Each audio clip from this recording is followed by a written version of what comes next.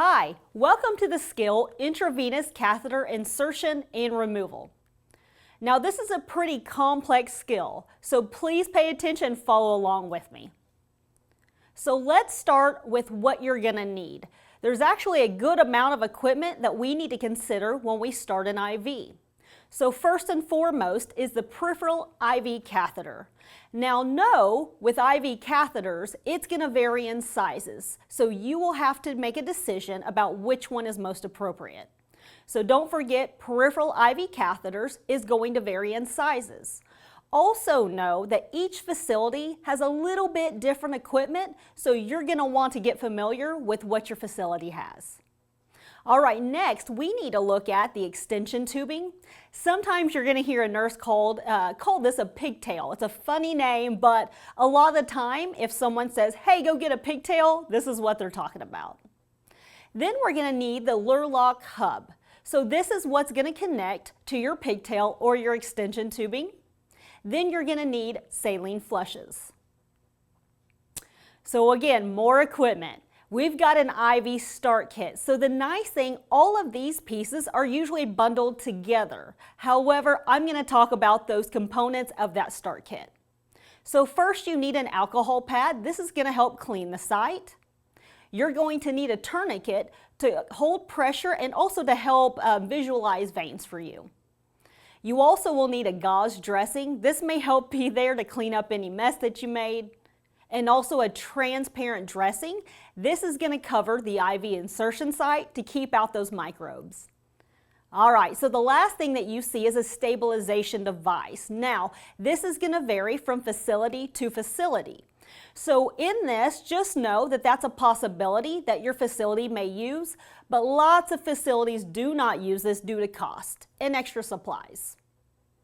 So when we start an IV and any procedure with a patient, don't forget hand hygiene when you come into the room. We definitely want to provide patient privacy because we are doing a procedure with our patient, and make sure that you guys are explaining this in detail to your patient. Now keep in mind, when we are poking or inserting an IV, if you will, anything sharp, any procedure with the patient, there may be some apprehension there, some anxiousness, so we want to be reassuring in this step. And also, don't forget to raise the bed to appropriate working height for you. Luckily, I'm not very tall, but if you were, we don't want to be crouching down or leaning over. We want to get in a position and do a procedure that is most comfortable for you so you can be successful. So once we've done that, we've provided privacy, done hand hygiene, we've explained the procedure to the patient, we want to position our patient, and it's good to place the patient and put their arm in a dependent, comfortable position. Sometimes we may want to support their arm with a pillow if that's also comfortable for a patient. Then you want to prepare your supplies. So you have the option to use a tray table. You could also even put it on your patient to where it's very easy access when you're starting the IV. You'll see that in a few in the demo. Also, before we start the procedure, let's do everything we can so we don't have to basically stop in the middle of what we're doing and we've got our hands tied up. So we're going to attach that Lurlock to the extension tubing, and then we're also going to attach our flush here, and you'll see why later. So we're going to attach the flush. We're going to push the plunger and what we call prime the extension tubing. All we really mean here is we're going to push the saline through the pigtail or extension tubing here. So now, pro tip, if you will leave the flush attached to your pigtail or extension tubing, this will make it much easier for you later when you have to attach it to the IV. So now let's take a live look at how we prepare our equipment. I'm going to get some hand hygiene started. All right, so first I've got all my equipment here and of course my patient. So I want to make sure my patient is nice and comfortable. This could be a bit of an anxious procedure for them, so I want their comfort to be really important. All right, so then we're going to take the arm that we decide to select our vein and make sure that arm is in a nice, relaxed, dependent position. So now I can open and prepare my supplies. So if you remember here when we talked about supplies, we've got an IV start kit that contains most of what we need. We've also got our IV catheter, we've also got our extension set. We also have our hub on top of our extension set so we can attach our flush later. All right, so anytime you start an IV, you want to try to make sure all of your equipment is nice and ready, because once you get in there, it's very hard to try to manage equipment and then IV insert. So let's open our equipment first. All right, so most facilities have something looking like an IV start kit. The nice thing in here, when we open, it's got a nice tab for you. You can open this up, and this is going to include things such as your alcohol pad, your tourniquet. It's going to have your extra gauze for you. So when we've opened this up, we've got our tape. We've got our ChloraPrep or alcohol pad. Now each IV start kit's going to vary a little bit, so just know that you will have something to clean the insertion site with. We've got our tourniquet, and this is going to be applied to the patient. Always comes with a nice little rubber band. Let's get this off. Going to unroll this. So this is our tourniquet for our patient. Then inside we've got our transparent dressing as well. So we want to get that out and ready. We've got a gauze pad also inside the insertion kit in case you need to clean up a little extra body fluid or blood. This is also a nice little thing that comes with the insertion kit. This will help go underneath the patient's arm if you choose to use that. All right, so now that our equipment is open, I'm also going to prepare my IV catheter. As you can imagine, if I'm trying to insert an IV, trying to open all of this while doing the IV is not going to be very easy. So let's get all this prepped first. So I've opened my IV start kit. I've got my tourniquet and my catheter ready. Now we're going to prime and attach our extension tubing. So you notice when I'm opening everything, I'm leaving everything in the package. This is going to keep everything as clean and sterile as possible before we apply it to our patient. Now anytime that you use equipment on your patient, don't forget you want to make sure it's all in date as well, and make sure your equipment's not expired. So I'm going to open this up, and this is our Lurlock or our cap. And this is going to go on one side of the extension tubing. So we can unscrew this. I'm being very careful not to touch the connecting points with my fingers and attach this on top of my extension tubing. And I'm going to leave this in the package again so it's not dragging on the table. Next, we're going to attach our flush. So I'm going to open up my package. I'm going to take off the cap. Now these things are a little bit tricky. They're a lot of the time, under pressure. So here's a little pro tip. On a saline flush, if you will pull down a little bit, it will break that pressure. And you want to pull this all the way up and prime this all the way to the top. Okay? That way when you inject, it's not pushing air into your patient. All right, so here's our saline flush. Now we're going to attach it onto, and this is the Lurlock part where we screw this on. Now that we've attached the hub to the extension tubing, I've got my saline flush attached, and now we need to prime it. What I mean by this is I've got my saline flush, and I'm going to push the saline through the tubing, and you will be able to see how it's slowly dripping at the end. That means the saline's made it all the way to the end, so it's nice and primed for when we attach it to our patient. Now this is important to prime this, so when we attach this to our patients, it's already ready to go. Now, one little thing that you've noticed, I have left the flush on the extension set. The reason why I do this, once I insert the catheter, it's already ready to go. I can screw it on, hold pressure, and inject. So this will save me a step later, and it saves me from having to manage the flush, attach that when I'm holding on to the catheter for my patient. Now that we've gathered all of our equipment, now let's look at actually inserting the IV. So number one, make sure you put on gloves. Then we're going to apply the tourniquet to the arm. We then want to assess the veins and see which insertion site's going to be best for us. Now, once we've found our site, we want to release the tourniquet. Now, we do this because we want to locate our vein. Then we want to release this because the longer that tourniquet's on, the more circulation for your patient can be impaired. So that's why we release it at this point. Then once we found that site, we're going to clean this thoroughly with alcohol for at least 30 seconds. So now that we've gotten our equipment ready, now let's talk about the actual IV insertion. So because I'm going to make contact with my patient, I'm going to first put on gloves. And when I'm using my gloves, I can use standard just clean gloves for this procedure. Sometimes they stick. All right, so here's something also to know about gloves, especially when they bunch up like this. So with a skill like IV, you really don't want gloves that are too loose because that may make it difficult to palpate or feel the vein. So it's nice to have some that are a little bit snug as well. So that's something to consider. So next I'm going to apply the tourniquet, which is this nice stretchy blue thing that's going to come into your kit. This is what's going to help apply pressure to the arm. So when I apply this to my patient's arm,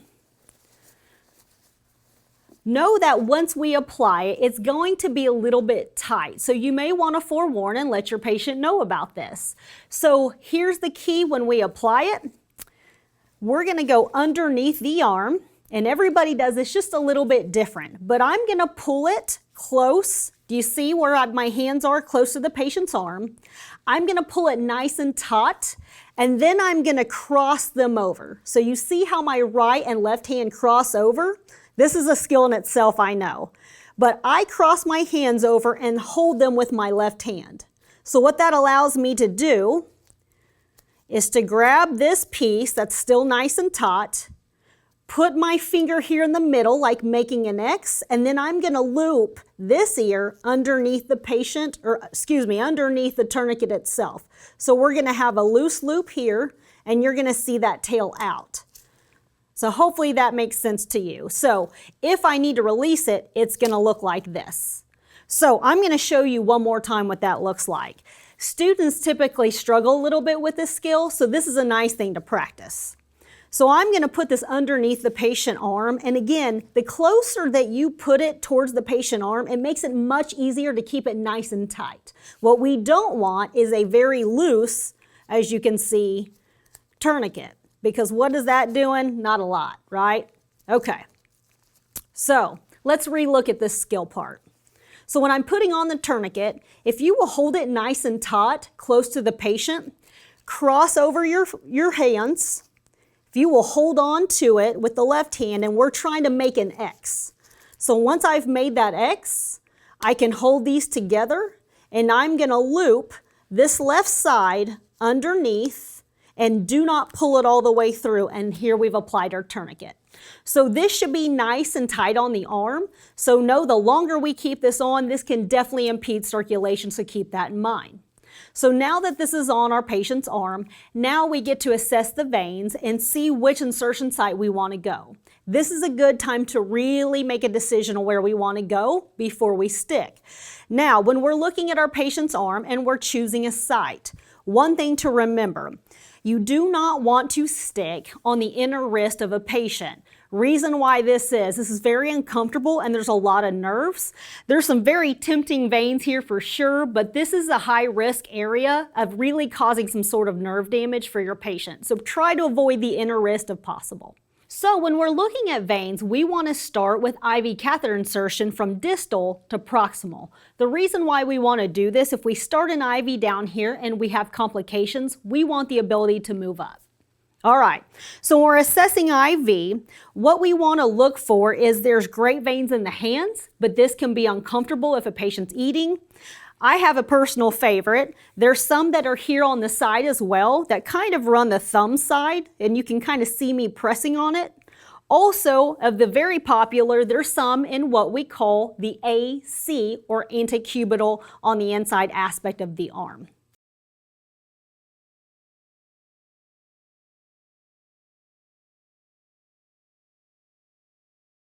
So when we're doing this, you want to make sure you palpate that vein and it's nice and bouncy. Once we've identified that site, we want to release the tourniquet. So I'm going to go ahead and release that so we can give his arm a break. So again, just to talk about vein selection, avoid the inner wrist. There's some great ones on the hand. There's also some nice ones on the side of the thumb. Also in the AC or antecubital area is a very nice place to go because it's easy to visualize, and usually you have a large vein here and there's typically a pretty easily identified site in the AC area. So as the nurse, you need to choose of what's going to be best. All right, so again, here's the other thing about IVs is you can see on Peter's arm, you can see lots of coloration of what the vein would look like. That doesn't mean it's going to be a great vein to puncture. So let me say that again. You can see the different colors of where Peter's veins are here. Now the problem with that doesn't mean it's good for IV insertion. So we want to go by feel. So when we go by feel, when the tourniquet's on, when we use our finger and push, or what we call palpate the vein, you should feel a nice little bounce. That's what we want. So that's the vein to go for. All right, one more really important key. If you're in this area and you're going to feel a vein and you feel a pulse, that is an artery. Do not stick that.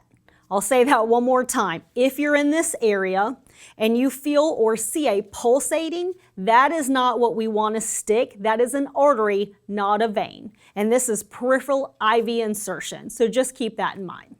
All right. So once we've identified that site, considering all those things, release the tourniquet. And now that I know where I want to go, I'm going to take my cleaner and make sure this is clean for insertion. So depending on your IV start kit, you have options. So this particular kit has what we call ChlorPrep, pretty handy little guy here. So we're going to point this down and we're going to crack this, and you usually can hear it. Hear that nice little crunch, very satisfying. So we're going to make sure this is feeding the pad, and we're going to really scrub this in a motion for at least 30 seconds. So as you notice, I'm using a nice circular motion, and notice I'm not just cleaning the site, I'm cleaning everything out and around of where that possible transparent dressing and where I'm going to be. So this is ChlorPrep. Now, some kits may come with what we call an alcohol pad, which is really common for most of our procedures. So you can also do the same thing with an alcohol pad. Open this up and do the same sort of circular outward cleaning.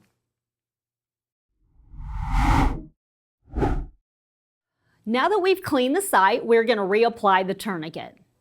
Then at the insertion site, we're going to use our non-dominant hand to stretch the skin and stabilize the vein. This is going to help keep the vein in place.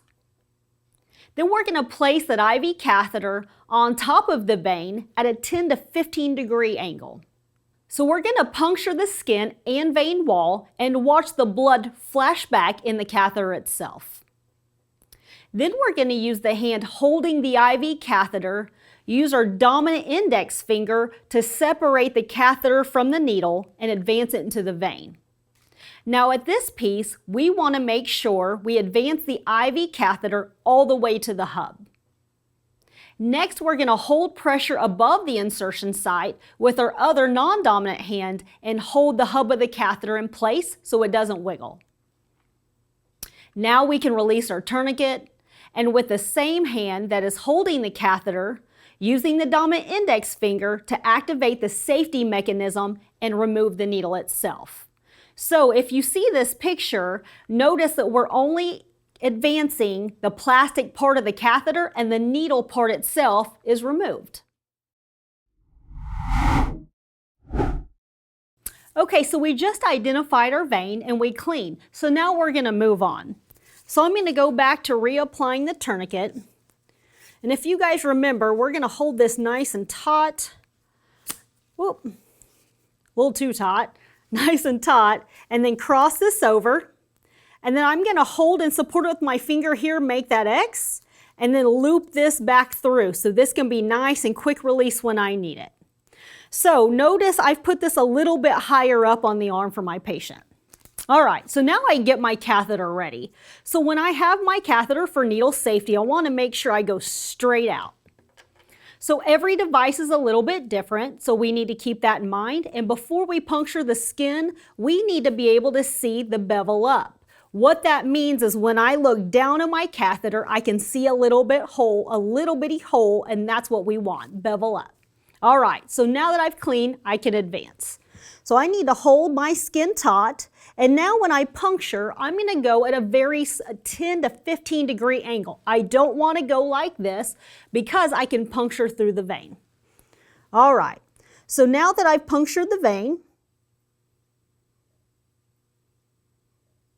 so now that I'm in the vein, what I'm looking for is flash. So as soon as I get flash, I want to go ahead and lower my needle and making sure it's flush with the skin and advance the catheter firmly and smoothly all the way to the hub. Now once I've done this, this is where it's going to go fast. So you want to make sure we release our tourniquet. I want to make sure I hold on to my hub so I don't lose my sight and hold down on pressure. I'm going to push my ejection button and I'm going to release the needle. Then at that point, this is where I'm going to go ahead and I'm going to put on my pigtail here.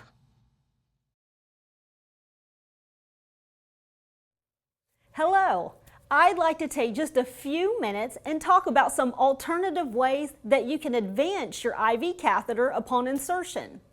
We're taking a few minutes here today because this is a skill that students struggle with and honestly just new nurses. So let's look at a few different ways that may make it easier for you. So just know when you see several nurses inserting IVs, they all do a little bit different techniques. So you may want to take a few of these tips and make sure you practice these in your lab setting. That way you get comfortable with the one that works for you. So let's go ahead and show today. We've of course got our mannequin arm here. So if we don't get flash when we're doing our IV insertion, don't worry. I really want you just to focus on how I'm advancing the catheter. All right, let's go ahead and get started. So I've got my IV catheter here, and of course when we uncap, make sure we do it safely and pull it away from our body. So we've already cleaned our patient, and we're going to go ahead and go in, of course, at our 10 to 15 degree angle. So I'm going to go ahead and insert now.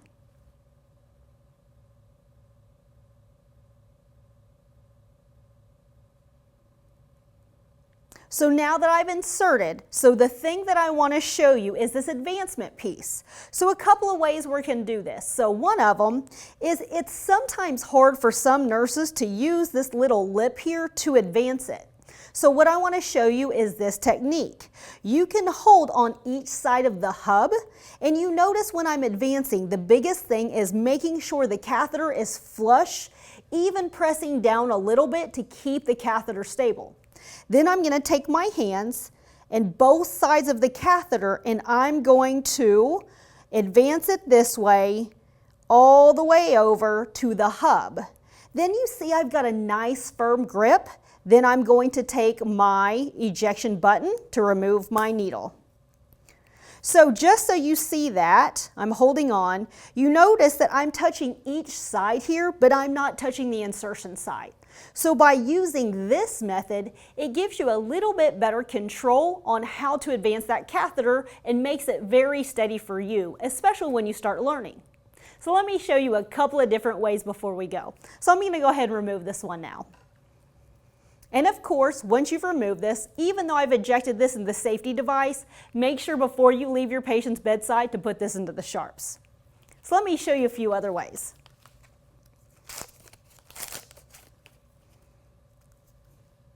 I'm going to uncap my needle, and we're going to go ahead and go in again at our 10 to 15 degree angle.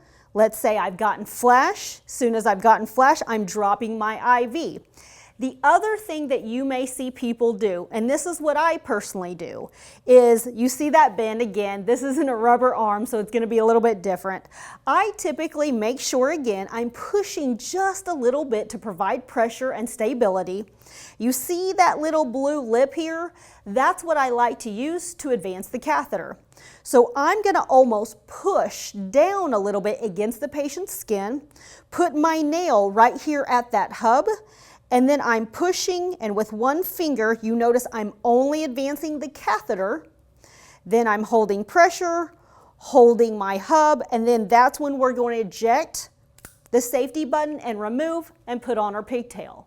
So that's a one-handed technique. So I'm going to go ahead and remove this now. So the one-handed technique is perfectly fine. Many experienced nurses do this.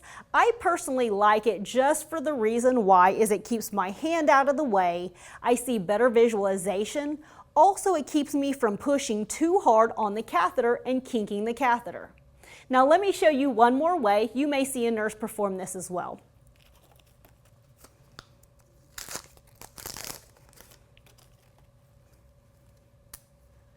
Okay, so we're going to go ahead and stick.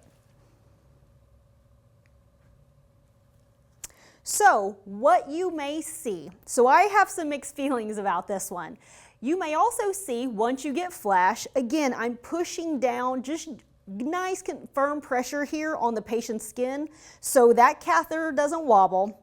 So you may, some people take their thumb and advance the catheter with their nail this way.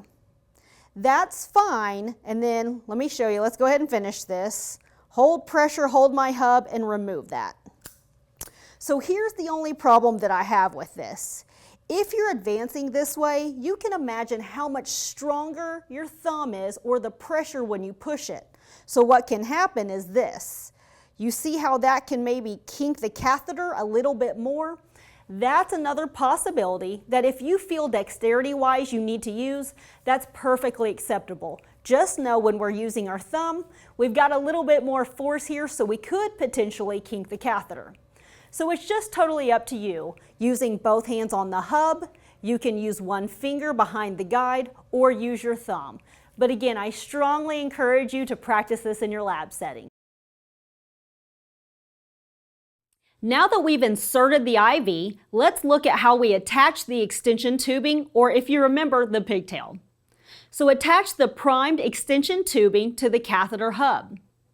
We're going to apply our transparent dressing without obstructing the view of the insertion site. This is really important. We need to see where that catheter went in.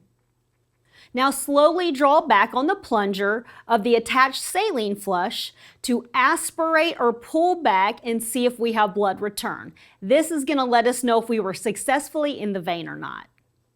Now, after visualizing blood return, slowly inject the saline flush into the extension tubing and through the catheter. Now clamp the catheter and remove the saline flush.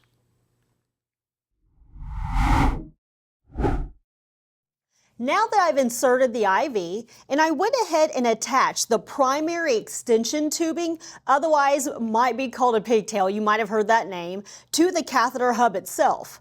Now normally we're doing a demonstration. You would also want to get the tegaderm or the transparent dressing on pretty promptly.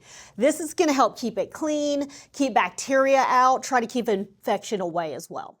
So when I'm putting this on, it's really important for me to make sure that I give enough room when I apply it that I can still see the insertion site so I can assess that every shift to make sure my patient's not having any complications.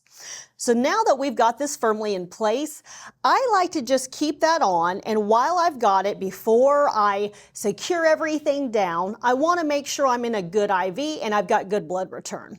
So I'm going to go ahead and take my plunger, and this is why I like to just keep the plunger on initially. I'm going to gently pull back and make sure I have that beautiful blood return like we've got here. Then I want to slowly flush it and make sure my patient isn't experiencing any pain. Are you having any pain on flushing? Nope. Nope, great. All right. So we're going to go ahead and flush it, make sure we clear the line out. Now that we do that, we just want to make sure that we flush enough just to clear the line. You don't have to do the whole thing. And I can go ahead and detach this. So now that I've done that, I'm going to go ahead and take the rest of my tegaderm off, and want to go ahead and clamp this as well. So I'm going to finish this up, take the other sides off. Now don't forget, when you take the other sides of the tegaderm off or the transparent dressing, make sure those corners are down. And save it, because there's another label on there for you. We'll get back to that. Now that we've attached the extension tubing, now we need to protect that IV site we just put in. So we're going to place the extension tubing in a desired location and make sure to tape that down securely in place. Then we need to label the dressing with date, time, initials, and the catheter size that we just used. Then I want to secure this down. Now, there's several ways that nurses do this. Some transparent dressings have a little piece that kind of goes around the base to make it a little bit more secure. Lots of ways nurses do that. It's just your preference. So one way to secure it, we have this lovely transport tape. It's super easy to tear. I like to tear this and just kind of split this down the middle. Just kind of split it in half. Very easy just to put this back on your glove, because I'm going to use this in a moment. I like to just kind of tuck this with the sticky side up by the base, and I'm going to go ahead and wrap this as well. So I'm going to wrap this over, just kind of making a little Y. Now, one thing I want to talk about before we get too far is my patient's arm is a little bit hairy, just for demonstration purposes.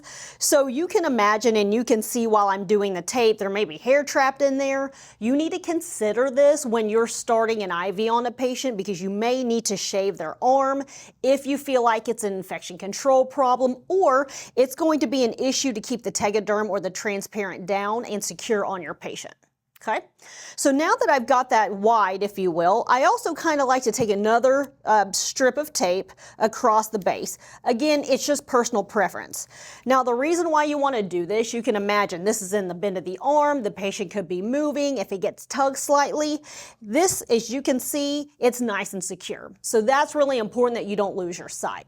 So once I've done this, the other thing that you notice that's also hanging out here is the extension tubing. You don't want this flopping all over the place, dragging on the patient's bed. So I want to secure this as well. So you just want to secure this out of the way. This could be this way, does not really matter. You just need to be cognizant that this loop also could get caught on something, so you want to be mindful of that as well. So I'm going to go ahead and secure this down. That way that's not moving around for my patient.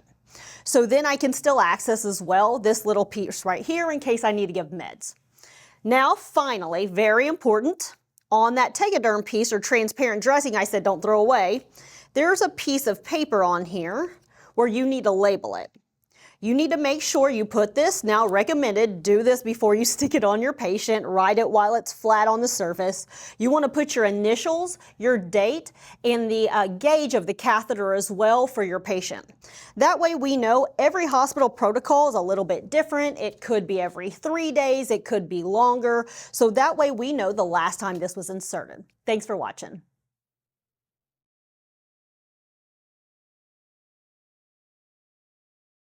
Now that all of that's wrapped up and it's securely in place, we need to return to the bed to the lowest position. We can discard any used supplies and make sure anything sharp with a needle goes into that sharps box at your facility. We can now remove our gloves and make sure we perform our hand hygiene. And then we can make sure we document the procedure, because if you remember, if we don't document, it wasn't done.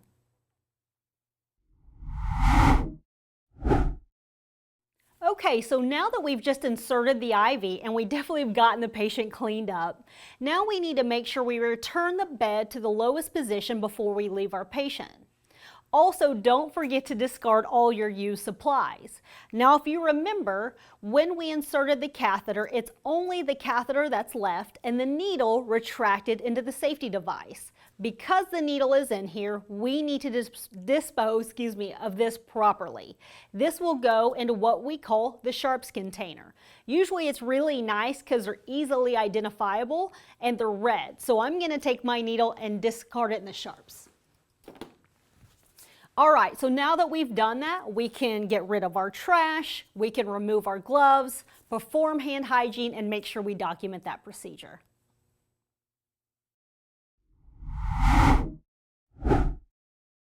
Now let's look at IV care and maintenance. So first of all, we should assess that at least every 4 hours. And when we assess, we need to look at that insertion site, look for the presence of redness, swelling, warmth, and complaints of pain for our client. We also want to look around the catheter for any visible redness in the veins, any swelling, areas that even could be cool to the touch. This could indicate a serious problem called infiltration or extravasation of the vein. Now, if our dressing is soiled or wet, it's starting to peel away from the skin, we should definitely replace that so we can keep that good barrier for that insertion site. And the IV catheter should be flushed gently with normal saline to make sure it's nice and patent for use. So now let's look at the skill removing an IV catheter. You may also hear discontinue or DC an IV catheter. This typically takes place when treatment is completed or the patient is discharging to home. So let's look at equipment. We're going to need a sterile gauze pad and some tape. So before we start anything, don't forget your hand hygiene. And we want to make sure, of course, the patient's provided privacy, and we explain thoroughly what the procedure is going to entail. Let's not forget to raise that bed to a working height. We want to make sure we have good body mechanics and we're not hunching over. Now we can open our sterile gauze and set it on a nice, clean, dry surface. We can perform hand hygiene again and put on our gloves because we're about to come in contact with our patient. Now, before we remove it, there's a little slide clamp on the extension tubing and we want to make sure this is closed and clamped off. We can slowly remove that transparent dressing.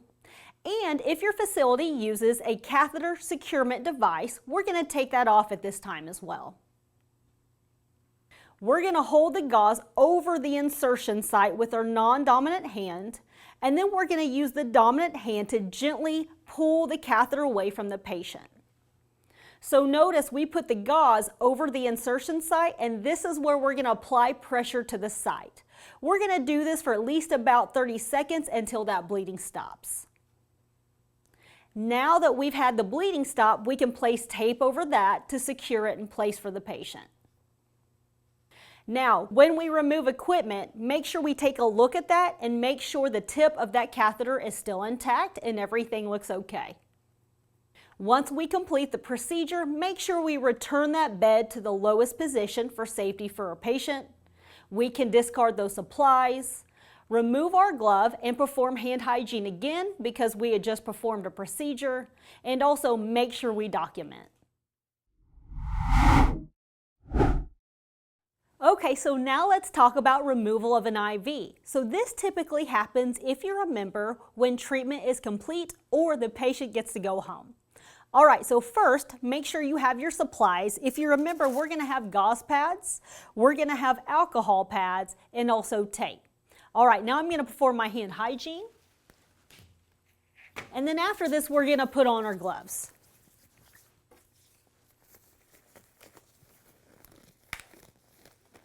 Sometimes with that stuff, your hand sanitizer, it makes them stick.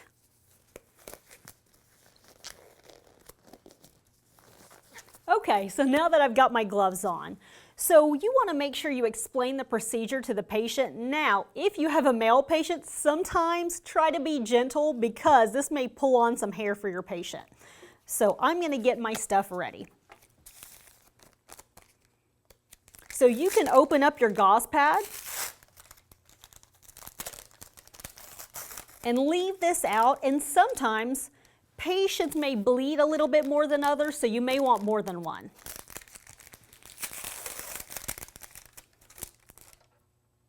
All right, so now that I've got those open, I'm going to take an alcohol pad, and everybody's a little bit different, but I like to use an alcohol pad just to loosen up the sides and the tape.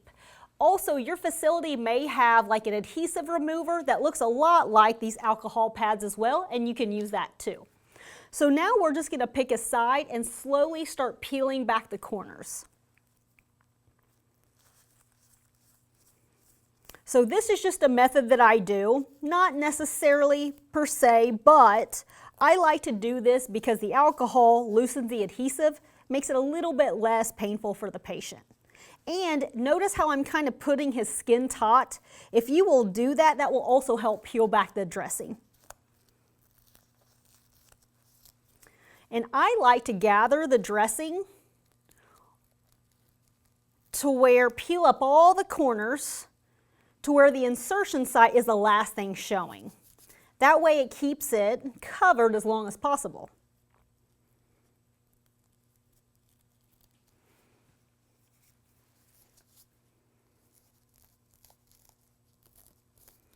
And again, be gentle for your patients with their arm hair.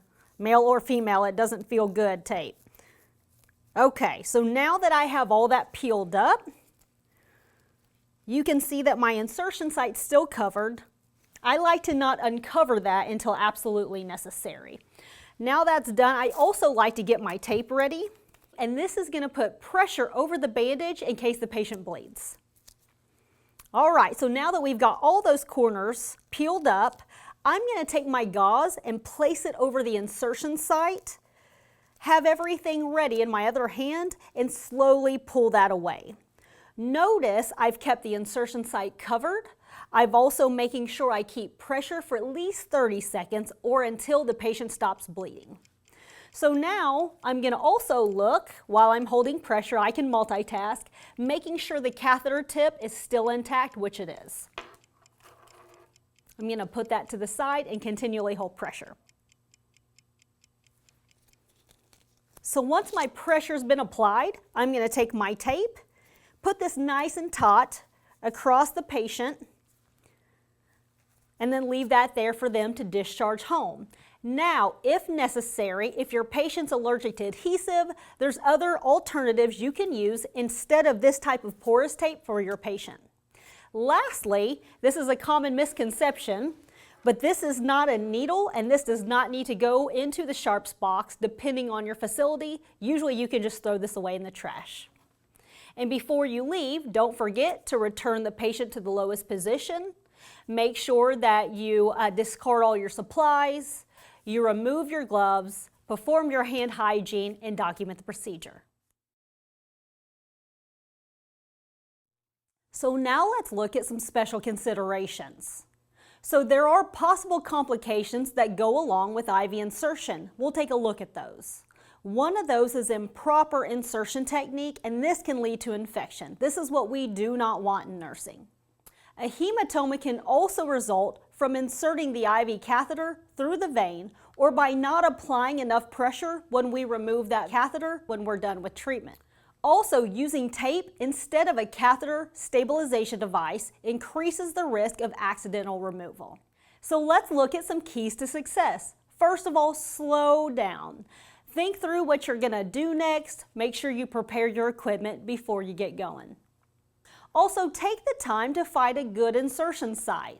Now, if you remember, this is the time we do before we actually insert the IV catheter and stick the patient. So make sure you're being choosy about this and feel confident in where you decide to insert that IV. If you're having trouble, we can use heating pads to help dilate that vein so we can see those a little bit better. Or if you really can't find it, use something called a vein finder or a vein visualizer that your facility may have as equipment for you to use. So let's look at some further keys to success. So stabilizing the skin and the vein is essential. When we go to puncture the vein, it wants to do what we call roll or move when we go to puncture the skin. So stabilizing that is essential for success on IV insertion. Now, if available, try to attempt distal insertion before attempting proximal insertion on your patient. So as a nurse, when we go to insert an IV, very tempting, but please do not make more than 2 insertion attempts. This could potentially waste sites for other nurses or other opportunities to be successful for the patient. Lastly, if you're going to insert an IV, don't forget to assess your patient and their history. So for example, if a patient has had a mastectomy in one arm that you're going to insert the IV, this is a big no-no. As well as if they have a dialysis fistula in the IV side, a blood clot, otherwise known as a DVT, or any sort of lymphedema. All right, so these keys to success, I hope, are great takeaways for you in regards to IV insertion. Thank you for watching.